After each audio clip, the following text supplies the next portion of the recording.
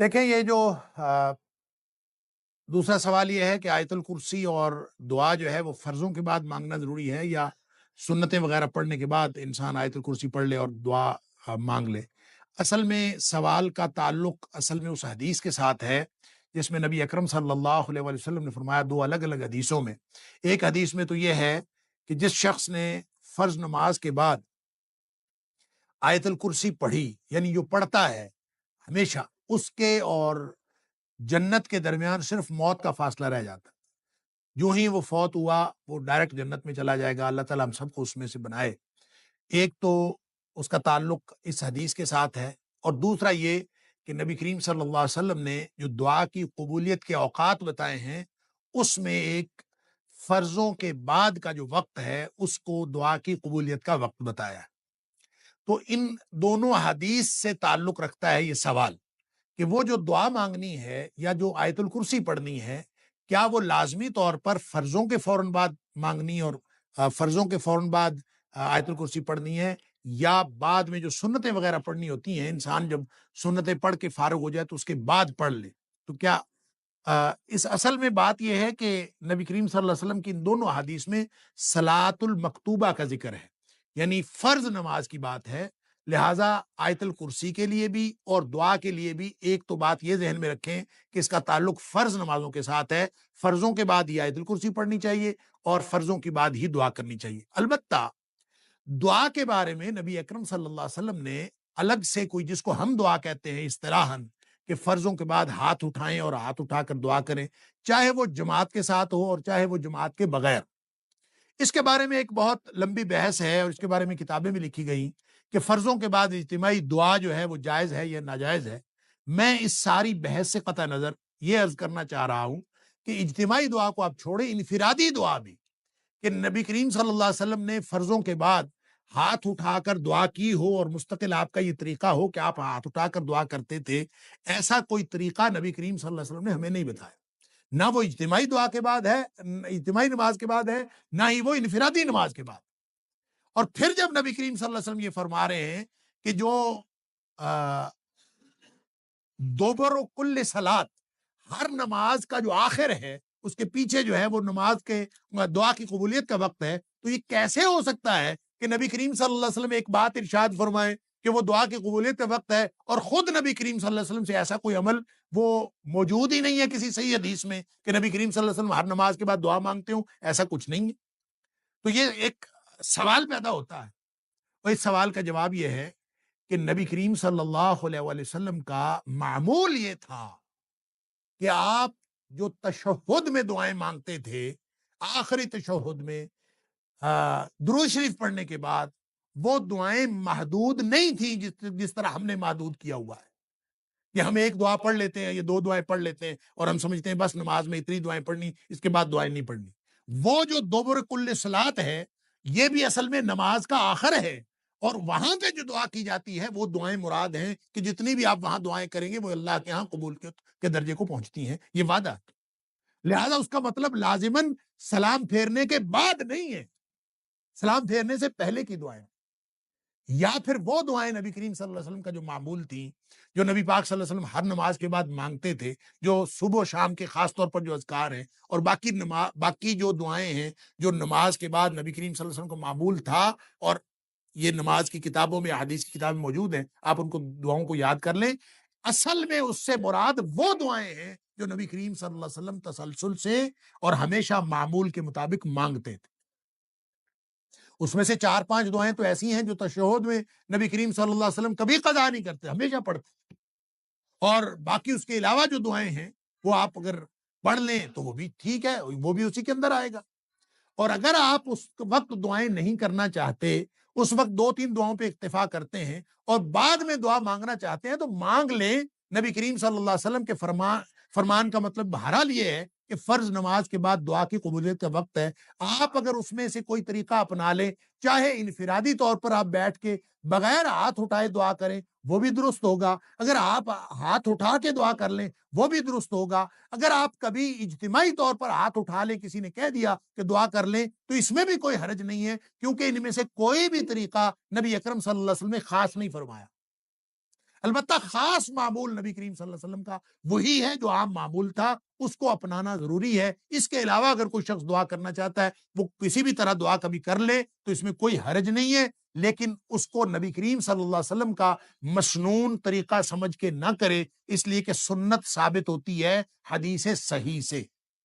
حدیث صحیح نہ ہو اور صحیح حدیث سے نبی کریم صلی اللہ علیہ وسلم کا عمل ثابت نہ ہو تو اس سے سنت ثابت نہیں ہوتی۔ لہٰذا جو ہماری بہن نے سوال کیا ہے اس کا جواب یہ ہے کہ جو دعا مانگنی ہے وہ چاہے آپ تشہد میں مانگیں سلام پھیرنے سے پہلے، چاہے اس کے بعد مانگیں، اور چاہے آپ ہاتھ اٹھا کے مانگیں، چاہے ہاتھ اٹھائے بغیر مانگیں، لیکن بہرحال یہ جو دعا کی قبولیت کا وقت ہے یا آیت الکرسی پڑھنے کا وقت ہے، یہ فرضوں کے بعد کا ہے۔ جو قبولیت کا وقت بتایا گیا ہے یہ سنتوں کے بعد کا نہیں ہے۔ بہرحال دعا تو کسی بھی وقت مانگی جا سکتی ہے۔ اللہ تعالی ہم سب کو درست طرز عمل کی توفیق عطا فرمائے۔ واللہ اعلم بالصواب۔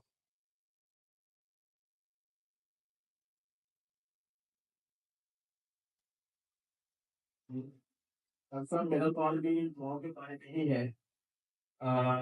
یہ کہا جاتا ہے کہ سجدے میں انسان جو ہے وہ اللہ تعالیٰ کی سب سے زیادہ قریب ہوتا ہے، اور اگر ہم کیا نماز کے دوران ہم سجدے میں دعا مانگ سکتے ہیں، یا جو مشہور دعائیں عربی میں سمجھائی گئی ہیں یا سکھائی گئی ہیں، کیا ہم وہ مانگ سکتے ہیں یا نہیں مانگ؟ جزاک اللہ۔ دیکھیں بہت اچھا سوال ہے کہ سجدے میں نبی اکرم صلی اللہ علیہ وسلم نے فرمایا کہ اقرب ما یکون العبد من ربہ وهو ساجد، کہ انسان جب سجدے کی حالت میں ہوتا ہے تو اللہ کے سب سے زیادہ قریب قربت کی حالت میں ہوتا ہے۔ فاکثروا فیہ الدعاء، نبی کریم صلی اللہ علیہ وسلم کا فرمان ہے کہ اس وقت دعائیں کیا کرو۔ اب اس کا مطلب کیا ہے، کون کون سی دعائیں کرنی ہیں؟ کیا انسان ان سجدے کی مسنون دعاؤں کے علاوہ جو نبی کریم صلی اللہ علیہ وسلم سے ثابت ہیں اور دعائیں بھی کر سکتا ہے کہ نہیں کر سکتا؟ اور پھر اس کے ساتھ اٹیچڈ ایک اور سوال بھی ہے کہ کیا انسان اپنی زبان میں دعا کر سکتا ہے کہ نہیں کر سکتا؟ اس کے لیے بہرحال ایک موقف تو یہ ہے اور بہت ہی ریئر ہے کہ انسان جتنی مرضی دعائیں کرے، اور فرضوں میں بھی، نفلوں میں بھی، جس نماز میں بھی جتنی مرضی دعائیں سجدے میں کرنا چاہے۔ فاکثروا فیہ الدعاء کا منشا اور مطلب بعض لوگوں نے یہی سمجھا ہے، جو اگرچہ بہت ہی کم لوگ ہیں جو یہ کہتے ہیں کہ اس میں اپنی زبان میں بھی کوئی شخص دعا مانگنا چاہے تو مانگ سکتا ہے، لیکن یہ بات صلو کما رأیتمونی اصلی، نبی کریم صلی اللہ علیہ وسلم کا یہ جو فرمان ہے کہ نماز اس طرح پڑھو جس طرح مجھے پڑھتا ہوا دیکھتے ہو، یہ اس فرمان اقدس کے خلاف ہے۔ نبی کریم صلی اللہ علیہ وآلہ وسلم نے اس بات کی کبھی کسی کو اجازت نہیں دی، اور نہ نبی کریم صلی اللہ علیہ وسلم کے آپ کی موجودگی میں، آپ کی حیات طیبہ میں کسی نے کبھی ایک بھی بات کہیں کسی سے ثابت ہے کہ اس نے فرضوں میں یا ایون نفلوں میں اس نے اپنی زبان میں، کیونکہ نبی کریم صلی اللہ علیہ وسلم کے پاس مختلف زبان میں بولنے والے لوگ تھے، ان سب کو بھی عربی میں نماز پڑھنے کا حکم تھا۔ اس لیے تقاضا یہی ہے نبی کریم صلی اللہ علیہ وسلم کے فرمان کا کہ دعائیں وہی کی جائیں جو نبی کریم صلی اللہ علیہ وسلم نے کی۔ لہٰذا اس میں مختلف جو لوگوں کے موقف ہیں، اگرچہ میں نے عرض کیا کہ لوگ تو اس بات کے بھی قائل ہیں کہ نماز کوئی چھوئی موئی نہیں ہے۔ میں ایک عالم کی بات سن رہا تھا، اس نے کہا کہ نماز کوئی چھوئی موئی نہیں ہے کہ بس ایسے ہی پڑھنی ہے جیسے نبی کریم صلی اللہ علیہ وسلم پڑھی، جیسے مرضی پڑھیں، اس میں جتنی مرضی دعائیں کریں۔ یہ بات درست نہیں ہے، اس لیے کہ صلو کما رأیتمونی اصلی، ایگزیکٹ وہ عمل ہوگا، وگرنہ تو پھر صلو صلاۃ کے معنی تو 22 معنی لغت کے اندر آتے ہیں۔